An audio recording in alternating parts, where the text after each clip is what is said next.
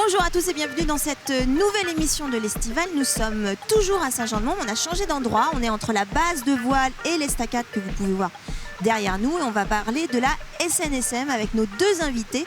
Alors nos deux invités sur le plateau, le petit plateau, les pieds dans le sable, c'est Jacques Verret. Bonjour, Bonjour, êtes président de la SNSM Fromentine, on va en parler Fromentine. tout à l'heure. Et on a Léo, très grand Léo, qui est sauveteur de la SNSM et qui est sauveteur et qui garde les côtes, on va dire, pas tout seul, mais, et qui est basé aussi à Fromentine. C'est ça, à la Bergère. À la Bergère, à la exactement. plage de la Bergère. Voilà. Jacques, on va faire un petit point sur la SNSM parce qu'on n'en parle pas assez. On avait fait une grande émission spéciale dessus. Mais alors vous êtes le président de la base de Fromentine. Oui, donc à côté de ça, pas très loin de Saint-Jean-de-Mont de toute façon. Non, c'est à 14 km là. Depuis combien de temps vous êtes président? 2004. Ah oui, quand même, ça commence à dater. Ça fait 11 ans. fait partie des meubles, oui. Ouais. Et alors comment est venue cette envie d'être sauveteur en mer? En fait, la station de Fromentine a été créée en 2001. Ah oui, donc c'est pas une station si vieille que ça. C'est la plus jeune station de Vendée. D'accord. Elle a été mise en place parce qu'il y avait un manque, un trou entre l'Herbaudière et l'Île-Dieu. D'accord. Et du fait de l'augmentation du trafic de passagers entre Fromentine et L'Île-Dieu, Ouais. il a été jugé opportun de mettre une vedette de sauvetage ici. D'accord. Hein. C'est pour ça que ça a été Donc créé. en 2001, on a reçu une vedette de sauvetage d'occasion qu'on nous a fournie. Et en 2007, on a eu un bateau neuf de 9 mètres. D'accord, qui est toujours en activité. Qui est bien sûr en activité, oui. D'accord. Hein. Alors comment ça se passe? Parce que la SNSM, vous ne faites pas la même chose que Léo. C'est-à-dire qu'il y a le sauvetage en mer, c'est ça? Et puis il y a aussi la responsabilité des plages. Ça, hein. Donc Léo, lui, va s'occuper de la plage jusqu'à la bande des 300 mètres. Cette fameuse bande des 300 mètres. Voilà. Et eh bien, la station permanente va prendre le relais pour aller au-delà des 300 mètres jusqu'à ce qu'on nous demande de faire, généralement une douzaine, voire une quinzaine de milles au large.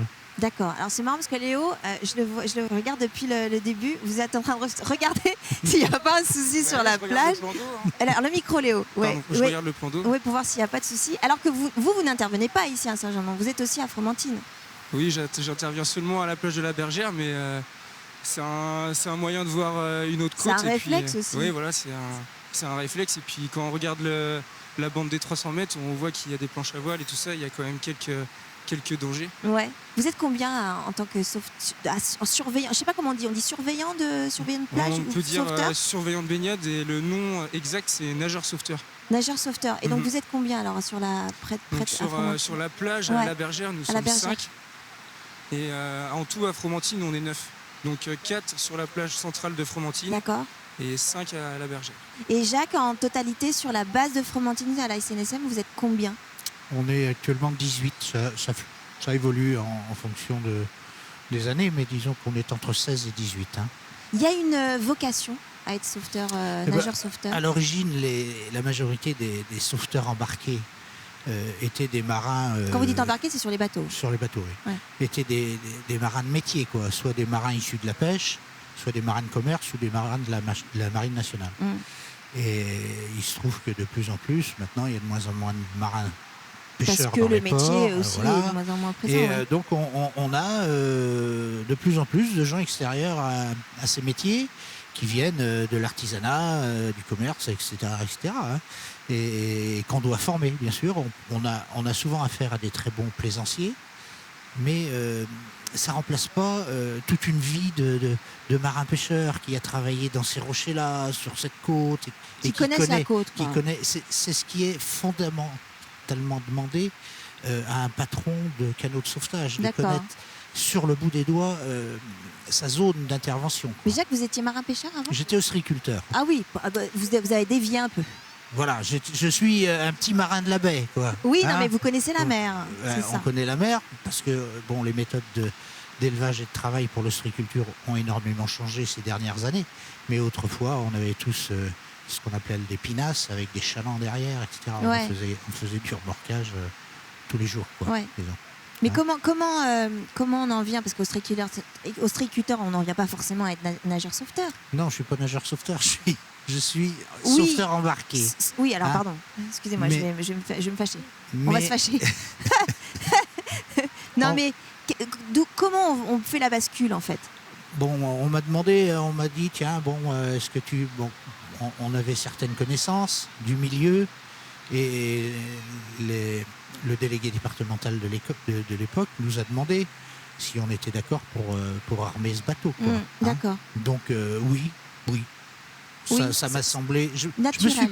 Je me suis pas posé de questions. Parce que ce qu'on n'a pas dit en plus, c'est que vous êtes tous bénévoles. Absolument. C'est ça, hein? On Oui. est Léo aussi. Oui, tout à fait. Moi aussi, je suis bénévole au centre de formation et d'intervention de l'Aune-sur-Mer. Qui forment les nageurs. Qui forment les nageurs sauveteurs. Alors, à contrario, sur la plage l'été, leur travail est rémunéré par les communes, qui sont employés territoriaux. C'est avec la saisonnalité, de toute façon. C'est ça. Mais alors vous êtes tous bénévoles. Oui, les sauveteurs embarqués sont entièrement bénévoles. Et il faut que ce soit bénévole, que ça reste bénévole. C'est intrinsèquement lié j'allais dire au métier, c'est pas un métier, mais à la vocation. Non, et puis les marins s'entraidaient comme ça. Quand il y avait un marin en difficulté, on ne se posait pas la question si on s'entendait avec lui ou pas. Il fallait aller le chercher. Et donc, c'est cette habitude-là ou cette idée-là qui perdure. Et qui fait... Bien évidemment, il faut que ça reste comme ça. Léo, vous habitez ici? Vous êtes vendéen? Je suis vendéen, originaire de La Roche-sur-Yon. D'accord. J'ai une partie de ma famille qui est originaire de Saint-Gilles-Croix-de-Vie et Saint-Hilaire. Ouais, donc on est allé à Saint-Gilles d'ailleurs il n'y a pas si longtemps que ça. Et donc le fait d'être nageur... Alors en tant qu'étudiant, vous faites des études qui sont en lien avec la mer ou pas? Oui, j'ai terminé mes études. Et en fait, cette vocation m'a été transmise par mes grands-parents. Ma grand-mère qui mettait en boîte les sardines à l'usine Gendreau. Ah oui, d'accord. Voilà, à Saint-Gilles-Croix-de-Vie. D'accord, à Saint-Gilles, ouais. Donc la passion de la mer m'est venue d'ici. Et puis, de par les activités nautiques aussi qu'on peut pratiquer sur l'océan. Ouais, sur la côte, etc. Et le fait d'être nageur sauveteur, c'est quelque chose de naturel pour vous? Ouais, je dirais que c'est quelque chose de naturel pour les personnes qui sont avenants et qui ont envie d'amener du secours à la personne, parce que nous, c'est ce qu'on fait tous les jours, quoi. D'accord. On est auprès des usagers et on veille à leur sécurité sur la plage, que ce soit sur la plage et aussi dans l'eau, quoi. D'accord. Le CFA, donc, vous forme? Le CFI. Le CFI, pardon, oui, c'est un centre de formation, c'est pour ça que j'ai fait le lapsus. Vous vous formez toute l'année? Comment ça se passe au niveau de la formation? Au niveau de la formation, donc, on est amené à faire des entraînements à partir du mois de février. D'accord. Enfin, je parle des entraînements mer. Ouais. Quand on commence à toucher aux véhicules nautiques à moteur, donc les Zodiac, les jet skis. Ensuite, à partir de mars, quand l'eau est un peu moins fraîche, on passe aux sorties d'eau, donc avec les frites, les engins de sauvetage, le filin, etc. Ouais. Et puis on a un stage mer qui va nous certifier qu'on peut bien aller en plage, qu'on est apte à pouvoir sauver des vies. Qu'est-ce que c'est le stage mer? Le stage mer, c'est c'est une évaluation. D'accord. De toutes les techniques qu'on a appris tout au long de l'année. D'accord. Donc vous allez en mer, vous allez faire des choses. On va en mer, on fait ça à la plage du Veillon. À Talmont? À Talmont-Saint-Hilaire. Ouais, voilà. C'est important la formation justement des nageurs sauveteurs, Jacques? C'est primordial. Ouais. C'est primordial. Il y a toujours une formation où vous sentez qu'il y a une sorte de professionnalisation sur les nageurs sauveteurs, ils ont une formation excellente. Ouais. Au niveau secourisme, c'est vraiment des jeunes gens qui sont formés d'une manière remarquable. Il y a un âge minimum et un âge maximum? 18 ans. Et il n'y a pas d'âge maximum. Il n'y a pas d'âge, il n'y a pas de date de péremption. Pas encore. Il n'y a pas de date de péremption. Non, disons que tant que le corps suive, forcément, ils ont une activité physique importante. Mais parce que s'il faut aller sortir quelqu'un de l'eau, c'est compliqué. Ouais. Donc il faut quand même être en bonne forme pour le faire. C'est pour ça que majoritairement, ce sont des jeunes qui le font. Léo, vous avez quel âge? J'ai eu mes 23 ans en février. D'accord. Ouais, donc on est d'accord. Et en ce qui concerne les sauveteurs embarqués, ce sont des gens qui ont la même formation au secourisme que les nageurs sauveteurs et que les pompiers. Oui, alors il y a pas mal quand même de similitudes avec les pompiers. Voilà. Il y a beaucoup de liens entre, ne serait-ce que le fait de la vocation. On parle beaucoup de vocation des pompiers. On pourrait dire la même chose sur Il faut avoir un esprit Saint-Bernard pour faire partie de ces milieux-là. C'est un peu ça. La saison est bien engagée, en tout cas pour à Saint-Jean-de-Mont, mais aussi sur toute la côte vendéenne. Vous êtes déjà intervenu, vous avez déjà fait des sauvetages en mer. La SNSM est déjà intervenue sur Fromentine, bien sûr. Oui, sur Fromentine, nous on a eu 2 interventions la semaine passée. Oui. Bon, c'est relativement calme encore. Pour l'instant, c'est calme. Ouais. Maintenant, sur les plages, c'est un peu de la bobologie, on va dire. Et puis, c'est quoi exactement, précisément? On appelle bobologie tous les petits, donc les petites égratignures, les plaies et tout ça, les piqûres de vives, les méduses. On dit qu'il y a beaucoup de méduses cette année sur la côte. Léo, vous l'avez constaté? On peut remarquer qu'il y a quelques méduses échouées. Ouais. Après, pourquoi elles sont échouées ici, je ne sais pas, sûrement qu'elles sont mortes, donc inoffensives, mais c'est une question auquel on doit répondre et on n'a pas toujours la réponse. Vous n'avez pas la réponse forcément, très bien. On va juste faire une courte coupure d'une bonne annonce. On va juste passer une petite bonne annonce et on revient pour la deuxième partie de l'Estival à Saint-Jean-de-Mont.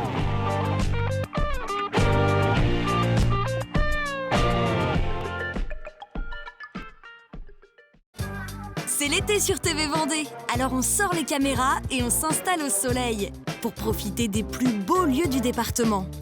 Hervé ira à la rencontre de personnages plus attachants les uns que les autres. Petits producteurs, historiens amateurs ou passionnés en tout genre. Oui, je me sens contente. C'est un vrai bonheur. Pour ma part, je vous ferai découvrir des activités plutôt sportives. Adèle, dans l'Estival, ira elle aussi à la rencontre des Vendéens. Max, le magicien, fera la joie des plus jeunes comme par enchantement. Et chaque jour, ne ratez rien de l'actualité des sorties avec l'agenda. Les virées de l'été, l'Estival, Max le magicien, l'agenda des sorties. L'été est déjà brûlant sur TV Vendée. J'ai fait un plat là. Oh ouais, je suis ravi, enchanté.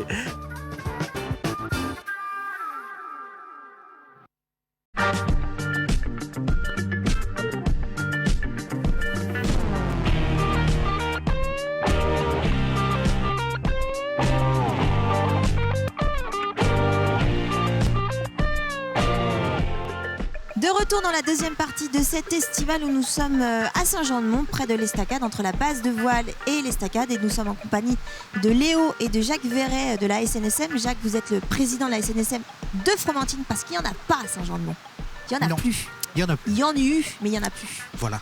C'est à Fromentine. Alors, on va parler du financement de la SNSM, parce que c'est un peu le nerf de la guerre. On parle de la mer, mais c'est aussi bien sûr. Comment est financée la SNSM? Comment sont financées les stations de la SNSM? Alors, les stations sont autonomes financièrement. On n'a pas dit combien il y avait de stations d'ailleurs en Vendée, mais il y a 6. Donc il y a Fromentine, l'Herbaudière, les Lieux, Saint-Gilles-Croix-de-Vie, les Sables d'Olonne et Bourgenais. D'accord. Donc chaque président de station se doit d'assurer son budget de fonctionnement. D'accord. Donc il nous faut trouver des donateurs. On a trois principales sources de revenus, on va dire. Oui. Donc, qui sont les donateurs, les gens qui s'intéressent qui donnent. Oui, qui donnent. Format de don. Ça peut être 20 €, 45 €, etc. Et puis, la deuxième source, ce sont les remorquages que l'on fait. Parce que le secours des vies humaines en mer est gratuit.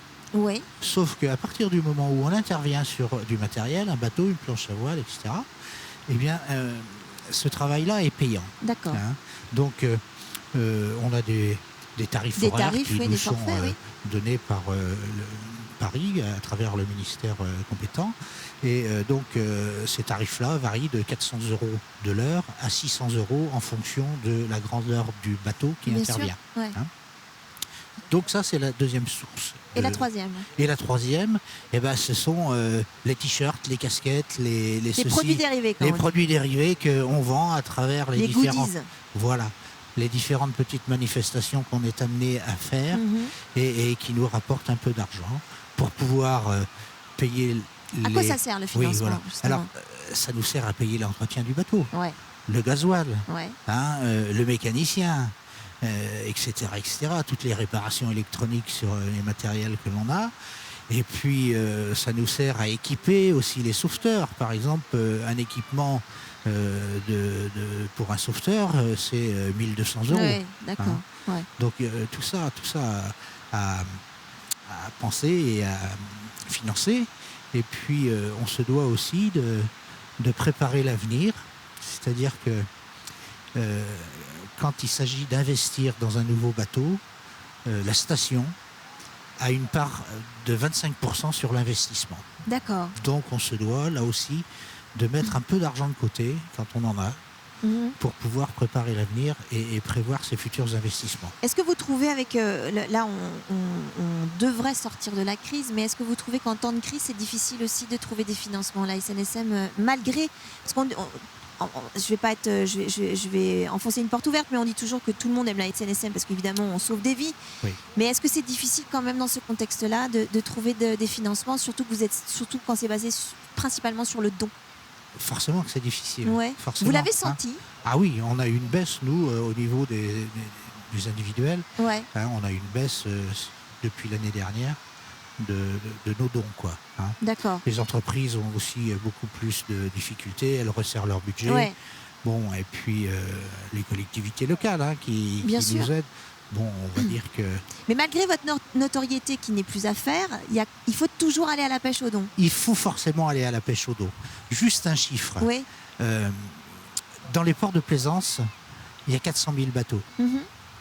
Il y en a 75 000 seulement D'accord. qui sont donateurs à la SNSM. Mhm. D'accord. Donc, vous voyez, c'est pas 20%, ça. Ouais. Hein. D'accord. Et si on doublait ce chiffre-là, eh ben forcément, ça nous aiderait. Mhm. Et alors, pour en revenir à la station de Fromentine, parce que bon, je suis un peu chauvin, bien évidemment. Vous êtes là pour ça aussi. Fromentine, c'est la seule station de Vendée qui ne s'appuie ni sur un port de pêche, ni sur un port de D'accord. plaisance. D'accord. Donc c'est encore plus difficile. Et encore plus indépendant. Et voilà. Léo, vous avez 23 ans, vous êtes nageur sauveteur depuis, vous m'avez dit, 4 ans? Depuis 4 ans, oui. Depuis 4 ans. Vous avez envie de continuer? Bah oui, bien sûr, quand je vois cette belle île en face de moi, ça me donne envie de continuer le travail que je fais sur Fromentine, que ce soit à Fromentine ou ailleurs. C'est toujours un plaisir de pouvoir fouler le sable et sauver les estivants qui sont imprudents. Parce qu'on a, alors je vais être très, ma question va être très très nulle, je vous dis tout de suite, mais on a toujours l'idée du nageur sauveteur un peu à la sauce américaine. C'est vrai, c'est pas ça votre métier. Votre métier, votre non, métier, non, déjà on se différencie des sauveteurs américains, on n'a pas le même matériel. Déjà on n'est pas du tout dans les mêmes locaux. D'accord. C'est un travail saisonnier, et ça reste, c'est pas précaire, mais ça reste, comment dire, assez rustre. Contrairement aux cabanes américaines qu'on peut voir à Malibu, etc. Qu'on voit sur les plages de Malibu, etc. C'est pas du tout la même chose. Ouais. Et alors sur la plage, vous êtes combien? Vous êtes combien sur là où vous travaillez, vous? Donc sur la plage de la Bergère, on est 5 à effectif complet. 5, c'est beaucoup ou c'est pas beaucoup? Je me rends pas compte parce que selon le nombre de personnes qu'il peut y avoir sur la plage. C'est dans la moyenne des postes. D'accord. 5 personnes à travailler, c'est déjà pas mal, quoi. Et une journée de Léo, ça commence à quelle heure le matin? Une journée de Léo, ça commence à 10h moins le quart le matin. Ça va? Oui, ça va. Et pour ouvrir le poste à 11h. D'accord. Donc ça comprend l'ouverture du poste, l'entretien du matériel, la préparation du matériel, le sac d'intervention avec la bouteille d'oxygène, le défibrillateur semi-automatique. Il faut vérifier les VHF, le téléphone, le pneumatique aussi. Et tous les matins, il y a la vérification du matériel. Il y a la vérification du matériel, l'entretien du poste et la prise de température de l'eau. Ah oui, pas la vôtre. Donc ça, c'est ce qui c'est un peu essentiel. D'accord.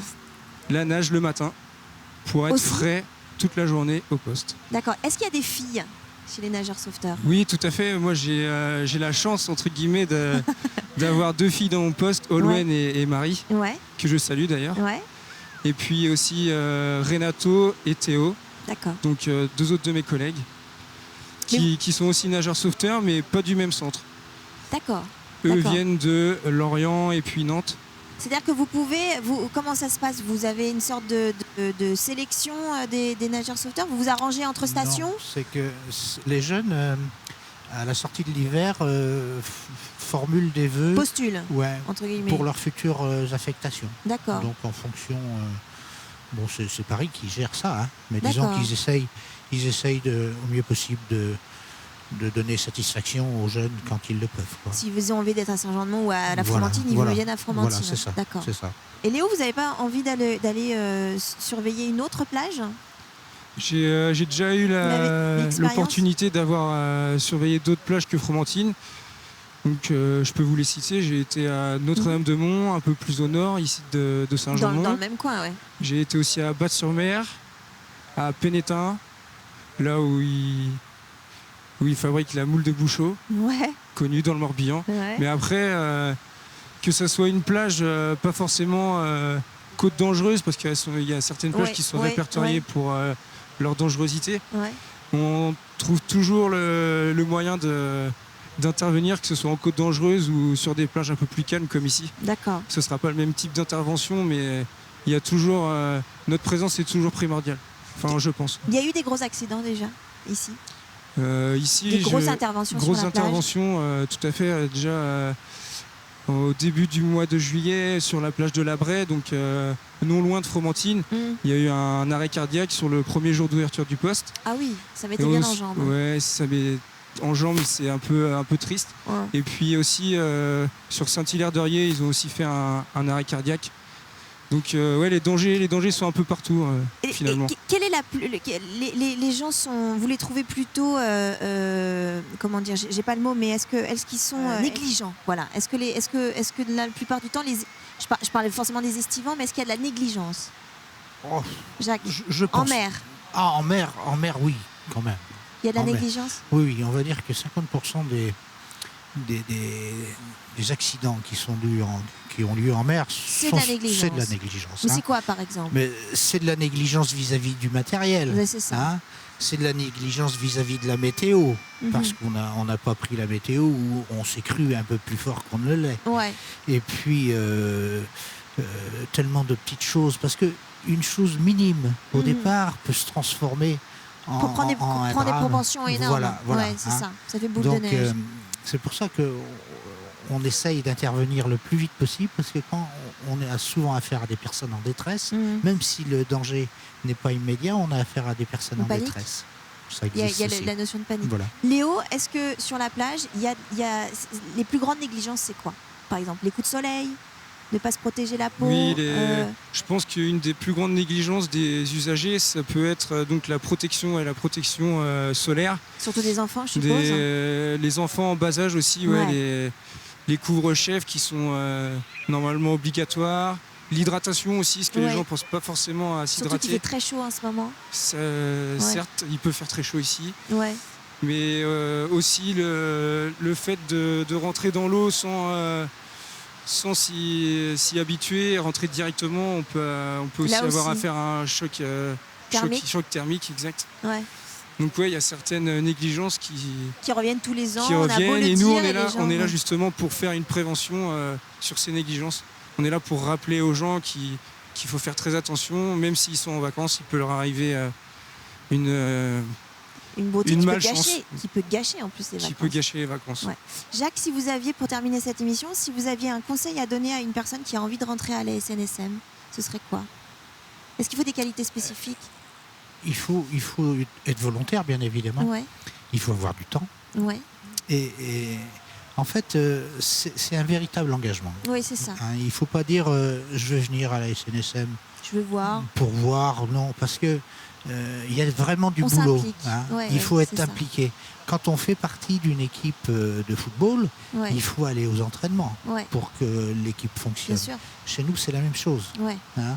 Donc on a des entraînements réguliers et on demande une vraie implication des personnes qui nous entourent. Léo, pour être nageur sauveteur, c'est la même question. Est-ce qu'il y a des qualités à avoir si un jeune souhaite rentrer au CFI par exemple? C'est quoi les qualités premières?